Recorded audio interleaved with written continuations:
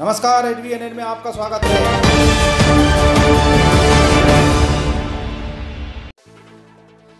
रात भर हुई बारिश से शहर और गांव में पानी पानी हो गया है। लगातार हुई बारिश से शहर की निचली बस्तियों में पानी भर गया है और शहर के आसपास के नदी नाले उफान पर आ गए हैं।